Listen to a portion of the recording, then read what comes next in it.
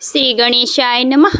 મિત્રો, આપ જોઈ રહ્યા છો યુટ્યુબ આપણી ચેનલ સ્વમાન કામારગમાં આપ સૌનું સ્વાગત છે.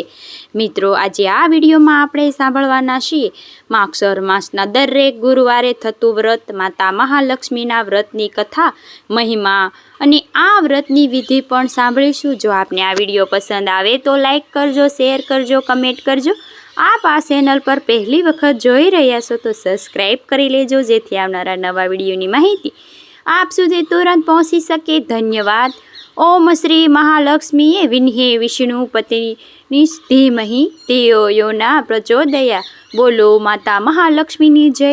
માગસર માસ તે ચંદ્રમાસ હોવાને કારણે માતા મહાલક્ષ્મી સ્વયં ભક્તોની પ્રાર્થના સાંભળે છે. ગુરુવારનું વ્રત કે જે ભગવાન નારાયણને સમર્પિત છે, બૃહસ્પતિ દેવને સમર્પિત છે. આ વારે લક્ષ્મી નારાયણનું પૂજન થાય છે, ત્યારે માતા મહાલક્ષ્મી ભક્તોની દરેક મનોકામના પૂર્ણ કરવા માટે આવે છે. અને માતા મહાલક્ષ્મીને આ વ્રત કે જે મહાલક્ષ્મી વ્રતના નામે પ્રખ્યાત છે, તે પ્રમાણે કાળથી ચાલ્યું આવે છે. આ વ્રતના મહાત્મ્યને સૌ પ્રથમ આપણે જાણી લઈએ, પછી વ્રતની વિધિ જાણીશું અને પછી વ્રતની કથા પણ સાંભળીશું. સૌ પ્રથમ આપણે આ વ્રતનું મહાત્મ્ય સાંભળીએ. શ્રી લક્ષ્મીપતિ મહાત્મ્ય. એક વખત દેવલોકમાંથી નારદજી પૃથ્વીલોક ઉપર પધાર્યા. હિમાલયમાં ગયા તે દેવ શિષ્ય આગમન થતાં મહારાણીએ એમના નારદજીને ઉત્સિત સ્વાગત કર્યું. સહસ્ત્ર સુંદર ભોજન બનાવીને મેના દેવીએ જમાડ્યા. જમીને સંતુષ્ટ થયા પછી હિંડોળા પર આસન આપીને નારદજીને પંખો ઢાળતા પૂછ્યું, હે દેવર્ષિ, આપ તો ત્રણેય લોકના વિચરણ કરતા રહો છો, તો ત્રણેય લોકની કોઈ વાત તમારાથી અજાણી નથી, તો તમે મને કૃપા કરીને બતાવો. પૃથ્વીલોક ઉપર કેટલાક મનુષ્ય તવરંગ તો કેટલાક નિર્ધન ગરીબ કેમ છે? લોકો નિર્ધન છે અને ધનિક બનાવવાનો કોઈ માર્ગ હોય તો બતાવો. મહારાણી મેના દેવીનું આવું નિવેદન સાંભળીને નારદજી ઘણા પ્રસન્ન થયા અને તેમણે શ્રી મહાલક્ષ્મી વ્રતની કથા વિસ્તારથી સંભળાવી. જે રાણીએ દાસીઓ અન્ય સ્ત્રીઓને કહી. આમ પૂરા વર્ષમાંથી મહાલક્ષ્મી વ્રત કથાનો પ્રચાર થયો. નારદજી દેવી મેનાને કહેવા લાગ્યા કે, હે દેવી, સાંભળો. શ્રી લક્ષ્મી વ્રત કરવાની લક્ષ્મી પ્રસન્ન થાય છે અને ધન ધાન્ય તેમજ ઐશ્વર્યની પ્રાપ્તિ થાય છે. લાંબુ આયુષ્યમાન સંતાન પ્રાપ્તિ થાય છે. સુખ સર્વ મનોકામના પૂર્ણ થાય છે. આ વ્રત ખાસ કરીને ગુજરાત, રાજસ્થાન, મહારાષ્ટ્ર શ્રી પ્રધાતી વ્રત તરીકે પણ ઉલ્લેખવામાં આવ્યું છે. શ્રી દેવી શ્રી મહાલક્ષ્મી વ્રત શ્રી લક્ષ્મી વ્રતની નામની પણ ઓળખાણ છે.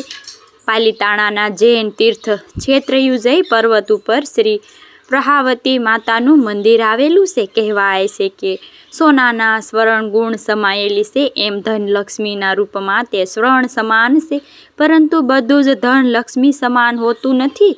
અર્ધમન કે ખોટા માર્ગ પર ચાલીને જે ધન અર્જિત કરવામાં આવે છે તે લક્ષ્મી નથી, પરંતુ આ વ્રત કરવાથી સાક્ષાત માતા મહાલક્ષ્મી કૃપા પ્રાપ્ત થાય છે. આ માસમાં દર ગુરુવારે વ્રત કરવાનું હોય છે અને દર ગુરુવારે માતાનું પૂજન કરીને વ્રત કથા મહાત્મ્ય અવશ્ય સાંભળવું. વ્રત કરનાર બહેનોએ મન, વચન, કર્મથી પવિત્ર રહેવું, કારણ કે આ વ્રત ધન સંપત્તિ પ્રાપ્ત કરાવનારું છે, લક્ષ્મીજીની કૃપા પ્રાપ્ત કરાવનારું છે. આ વ્રતમાં એક ટાઈમ ભોજન લઈ શકાય છે. સાંજના સમયે સંયોગ વસાત જો આ વ્રત દરમિયાન કોઈ બાધા આવે તો અડચણ આવે, ચાહે બહેન માસિક ધર્મમાં હોય, તે બહાર ગામ જવાનું થયું હોય તો બહાર ગામ તો પૂજા ઘરમાં અન્ય સદસ્યો પાસે કરાવી લેવી, પરંતુ પોતે ઉપવાસ અવશ્ય રાખવો.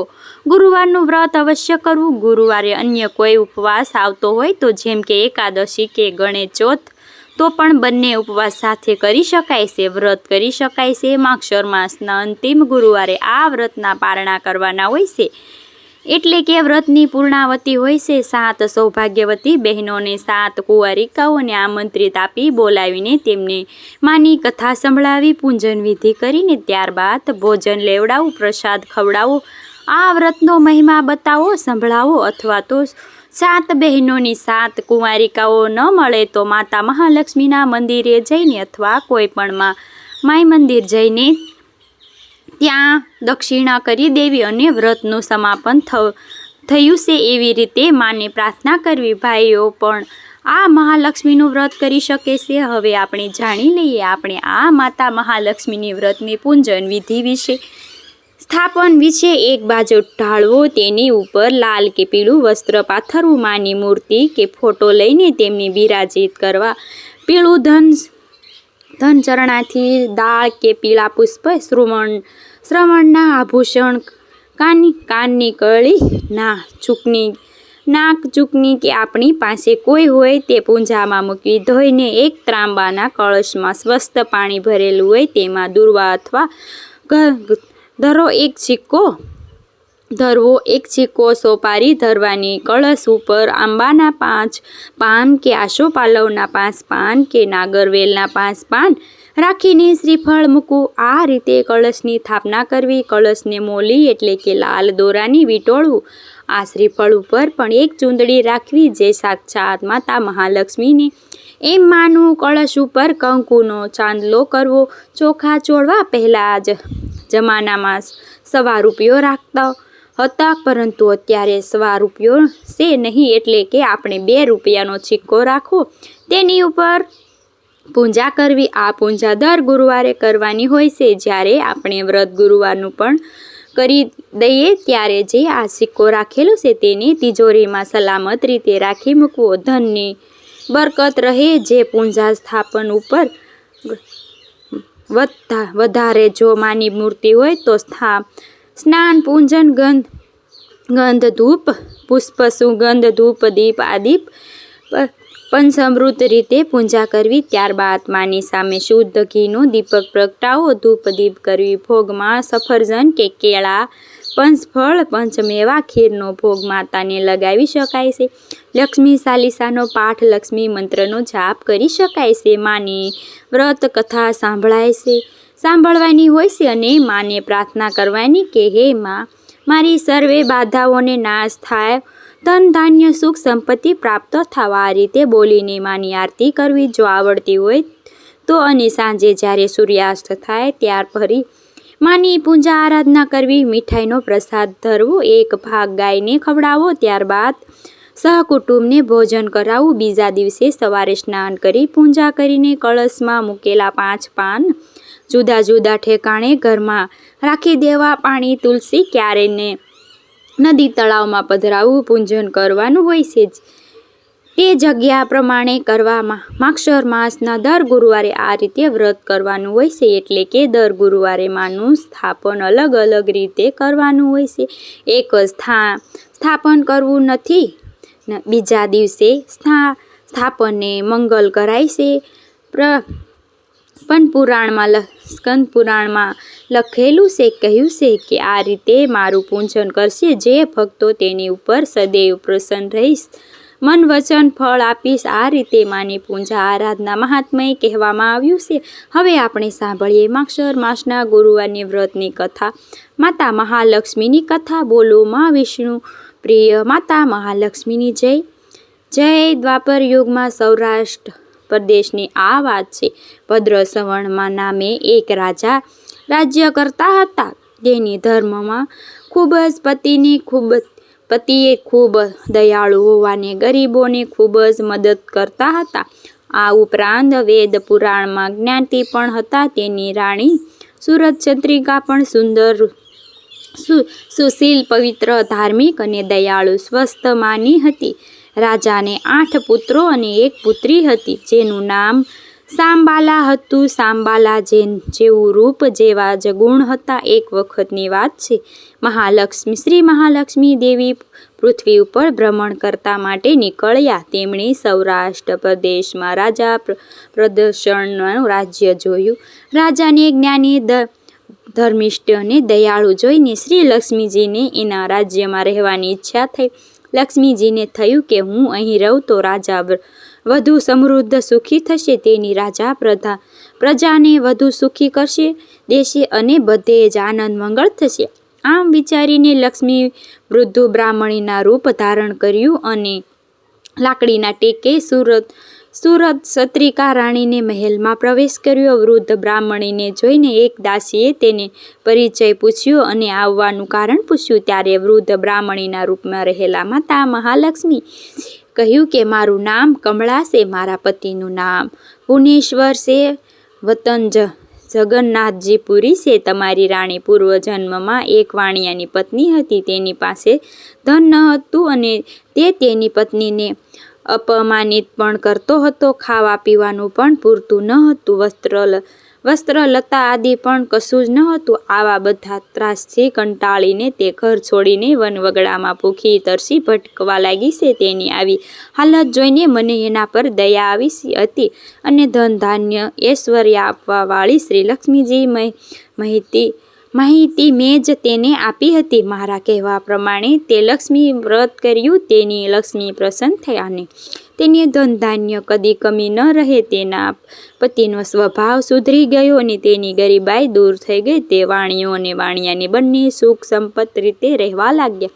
આ સવસ્ત્ર આનંદ સવાઈ ગયો હતો. ઘણા વર્ષો સુધી તેણે આ વ્રત કર્યું. તેના આ લોક સુખ ભોગવી મૃત્યુ બાદ લક્ષ્મી લોકમાં સુખ સાહેબીમાં વાસ કર્યો. 1 વર્ષના વ્રતના બદલે 1000 વર્ષના હિસાબે હજારો વર્ષ તેણે સુખ સાહેબી ભોગવ્યા અને આ લોક ઉચ્ચન રાજકુળમાં તેને જન્મ પ્રાપ્ત થયો છે. હું તમારી રાણીને આ વ્રતની સ્મરણ કરાવવા માટે આવીશ છું, માટે રાણીને જઈને કહો હું તેમને મળવા માંગુ છું. દાસી વંદન કરીને બોલી, માતા, મને પણ આ વ્રતના પૂજન વિધિ પદ્ધતિ વિશે જણાવો, માહિતી આપો. હું પણ આ લક્ષ્મીજીનું વ્રત અવશ્ય કરીશ, જેથી સુખ સંપત્તિ પામી શકું. આ લોક સુખ ભોગવીને પરલોક સુધારવા વૃદ્ધ સ્ત્રીના રૂપમાં આવેલા શ્રી લક્ષ્મીજીએ વ્રતની માહિતી પદ્ધતિ સર્વસાર કહી સંભળાવી. આ દાસીને પણ વૃદ્ધોના આભાર માનીને દાસી તેના સંદેશો રાણીને કહેવા માટે ગઈ.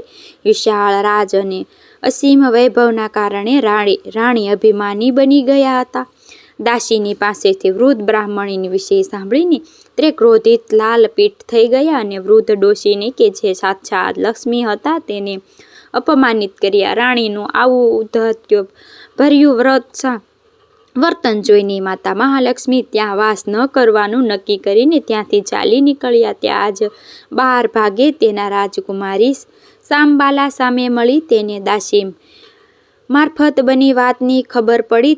તેમણે વૃદ્ધ બ્રાહ્મણીને માફી માંગી અથવા લક્ષ્મીજીને દયા આવી. તેણે તે લક્ષ્મી વ્રતની માહિતી સામવાલને કહી સંભળાવી. પૂજન વિધિ અને સ્થાપના વિસર્જનની પદ્ધતિ સમજાવી.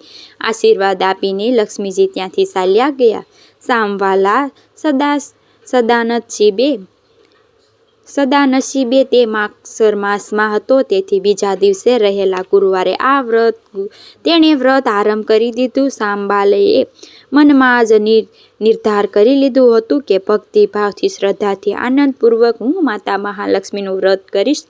સામબાલના લગ્ન રાજા સિદ્ધેશ્વરના ગુણ્યંત સુશીલ અને સુંદર રાજકુમારી માલધર સાથે ધામે ધૂમે થયા. આમ શ્રી લક્ષ્મી વ્રત કરવાથી સામબાલને રાજવૈભવ પ્રાપ્ત થઈ.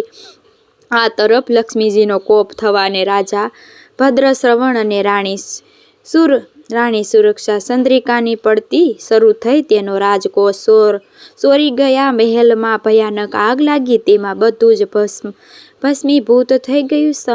સામબાલને પણ ઠેર ઠેર બળવાનો કર્યો અને સ્વતંત્ર થઈ ગયા. પડોશી દુશ્મન રાજાએ ભદ્રશ્રવણના રાજ્ય પર ચડાઈ કરી તેનું રાજ્ય જીતી લીધું. આથી રાણી અને રાજાને પેટ ભરવા માટે અન્નજળની કમી થવા લાગી. જ્યાં દોષ સાહેબી ભોગવી હતી ત્યાં ભિખારી જેવા હાલત થઈ ગઈ. આવી જ હાલતમાં કેમ થઈ? આવું જીવનમાં કેવી રીતે થયું?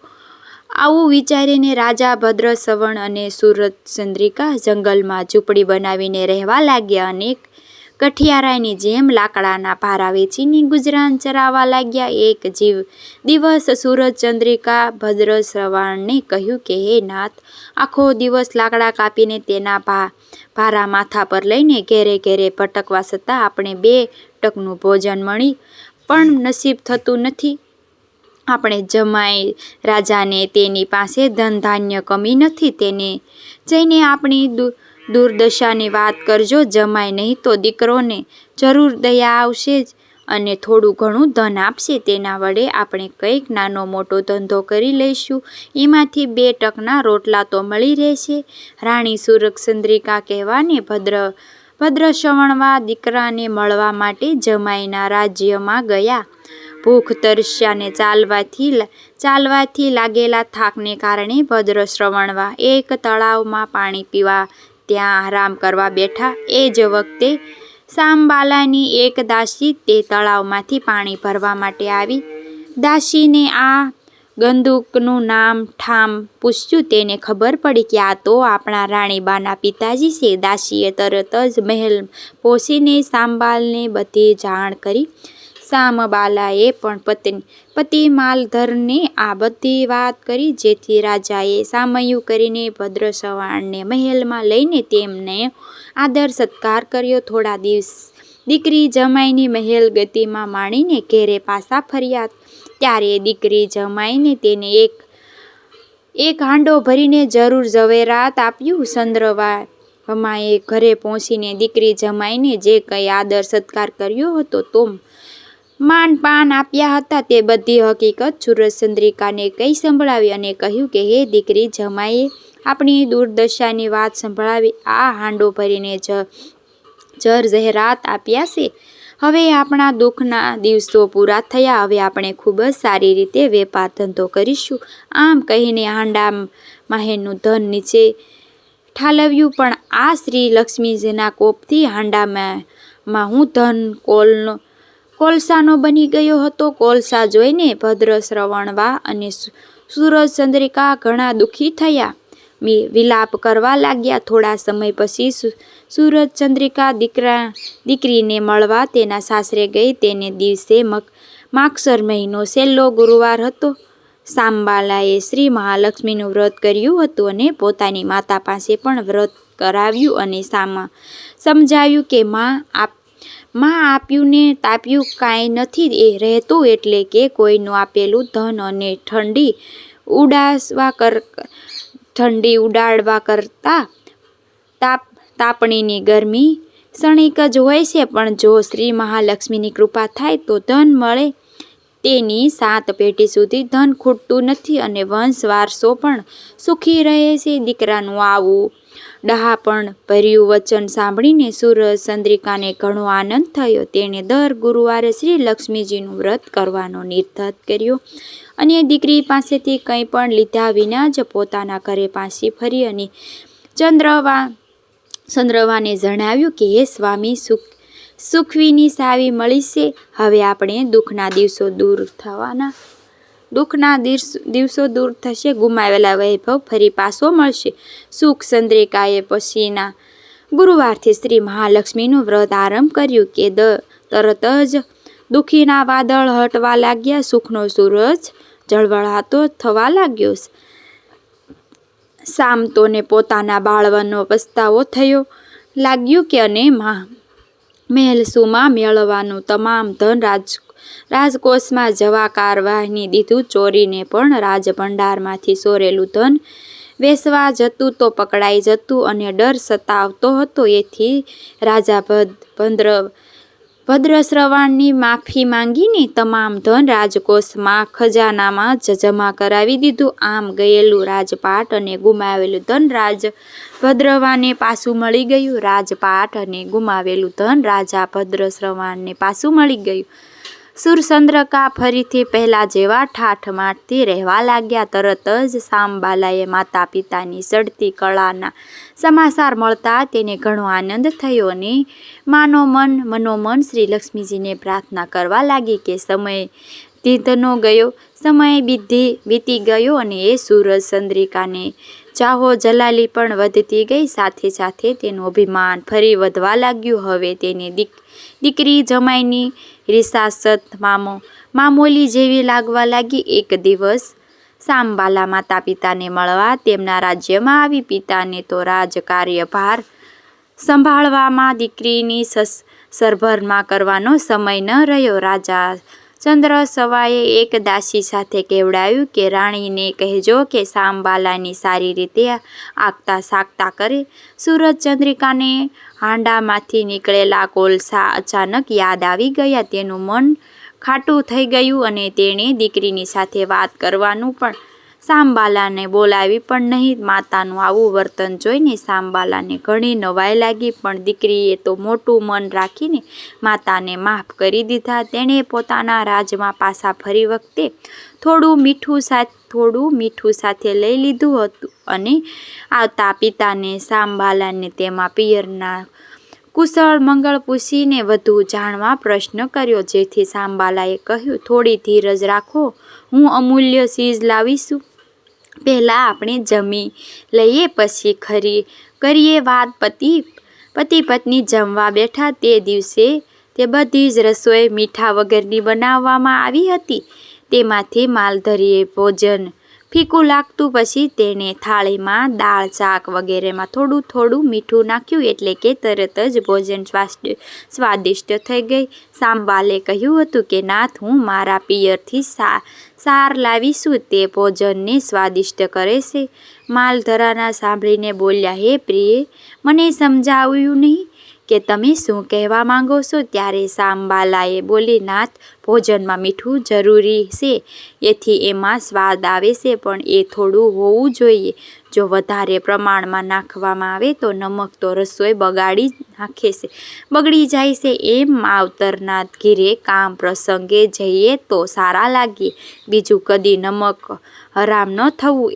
એનો લૂણ ખાધું હોય તો એની ગમે તેવી ભૂલ થાય તો પણ ક્રોધ કરવો નહીં, મીઠું લગાડવું નહીં. સામબાલની ડહાપણ ભરેલી વાત સાંભળીને મલધર ટૂંકમાં બધું જ સમજી ગયા, પણ તેને સાસુ સસરા ઉપર ગુસ્સો ન આવ્યો, કેમ કે દુઃખ પણ નથી થયું કે શ્રી લક્ષ્મીજીનું વ્રત કરવાથી સામબાલને સુખ સમૃદ્ધિ પ્રાપ્ત. સૂરજ ચંદ્રિકા ગુમાવેલું ધન અનેક ગણું થઈને પાછું મળ્યું છે. તેમજ જે દાસીઓ આ વ્રત કર્યું હતું તે પણ ધન ધાન્યની એક કોઈ કમી ન રહી.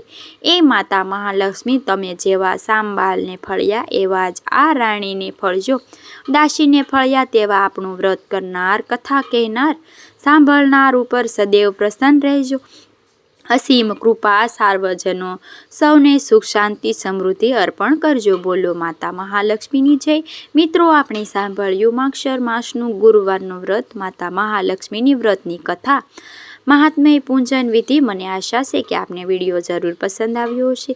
શુભ દિવસે દેવરાજ ઇન્દ્ર દ્વારા માતા મહાલક્ષ્મીની જે સ્તુતિ કરવામાં આવી છે, જેને લક્ષ્મી અષ્ટમ કહેવાય છે, તેનું પણ ગાન કરીએ. બોલો મહાલક્ષ્મીની જય. નમસ્તુતે તું માયા શ્રીપીઠે સુરપૂજેતે શંખ ચક્ર ગદા હસ્તે મહાલક્ષ્મી નમસ્તુતે. નમસ્તુતે ગરુડારૂઢે કોલસાસુર ભયંકર સર્વ પાપ હરે દેવી મહાલક્ષ્મી નમસ્તુતે. સર્વજ્ઞે સર્વવર્ધને દેવી સર્વદૃષ્ટ ભયંકર સર્વ દુઃખ હરે દેવી મહાલક્ષ્મી નમસ્તુતે. સિદ્ધિ બુદ્ધિ પ્રદે દેવી ભક્તિ મુક્તિ પ્રદાની મંત્ર પુતે સદા દેવી મહાલક્ષ્મી નમસ્તુતે. આદ્યંત રહિત દેવી આદ્યંતી શક્તિ મહેશ્વરી યોગ જે યોગ્ય સદભુવે મહાલક્ષ્મી નમસ્તુતે. સ્થૂલ સ્મૂલ મહારૌદ્ર મહાલક્ષ્મી મહાદરે મહાપાપે હર દેવી મહાલક્ષ્મી નમસ્તુતે. પ્રસન્ન સિદ્ધે દેવી બ્રહ્મા સ્વરૂપિણી પરમેશ્વરી જગત માતા મહાલક્ષ્મી નમસ્તુતે. શ્વેતા પર ધરે દેવી નાના અલંકાર ભુવનેશ્વરી જગત સ્થિતે જગત માતા મહાલક્ષ્મી નમસ્તુતે. મહાલક્ષ્મી અષ્ટમ સ્ત્રોત યજ્ઞ પઠે ભક્તિમાન નરઃ સર્વસ્ત સિદ્ધિ માપનોતિ. રાજ્યમાં પ્રાપ્ત નિધિ સર્વદા એક કાકાલે પઠે નિત્ય મહાપાપ વિનનમ ત્રિકાલ પઠે નિત્ય ધન ધાન્ય સમહિનઃ. ત્રિકાલ યજ્ઞ પઠે નિત્ય મહાશત્રુ વિનાશાય મહાલક્ષ્મી ભવે નિત્ય પ્રસન્નતા. વરદાન શુભમ યા દેવી સર્વભૂતેશ્વરી લક્ષ્મી રૂપેણ સ્થિતા. નમસ્તુતે નમસ્તુતે નમો નમઃ. બોલો વિષ્ણુપતિ માતા મહાલક્ષ્મીની જય. મિત્રો મને સાંભળવા માટે ધન્યવાદ. આપ સૌને મારા જય શ્રી કૃષ્ણ.